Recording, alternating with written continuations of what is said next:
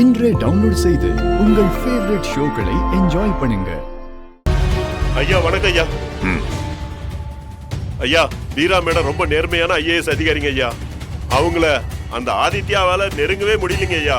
அவர் தப்பிக்கணும்னா வீரா madam அந்த பதவியில இருக்க கூடாதுங்கிறதுக்காக அவரே என்கிட்ட பணத்தை கொடுத்து அவங்க வீட்டுல வச்சு ரைடு பண்ண சொன்னாருங்க ஐயா. Objection your honour.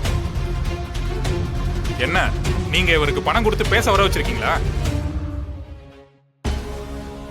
அபாண்டமா குற்றம் சுமத்தினா மட்டும் போதாது, அதுக்கான ஆதாரங்கள் வேணும். ஆதித்யா உங்ககிட்ட பணம் கொடுத்ததுக்கு என்ன ஆதாரம் இருக்கு? இருக்கு சார். அவர் எனக்கு பண்ண கால்ஸ், மெசேஜ், கால் ரெக்கார்டிங் எல்லாமே இருக்குங்க ஐயா. கொடுங்க. தரங்க ஐயா.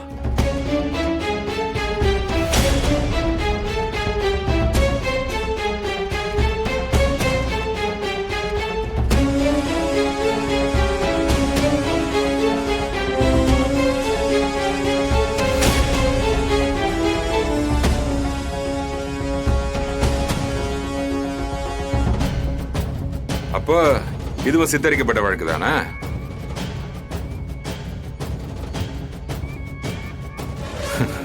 ஆண்டவா,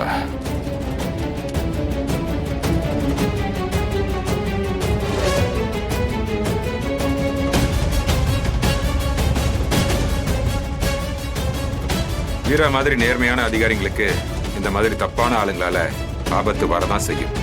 ஆனா அதுக்கு பயந்துடாம, ஒதுங்கி ஓடிடாம நின்னு தான் நிரபராதின்னு வீரா நிரூபிச்சு காமிச்சிருக்காங்க.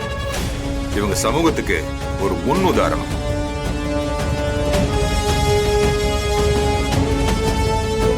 வீரா மேல் சுமத்தப்பட்ட அனைத்து வழக்குகளும் போலியானவை என்பது ஆதாரங்களின் அடிப்படையில் நிரூபணமாகின்றது.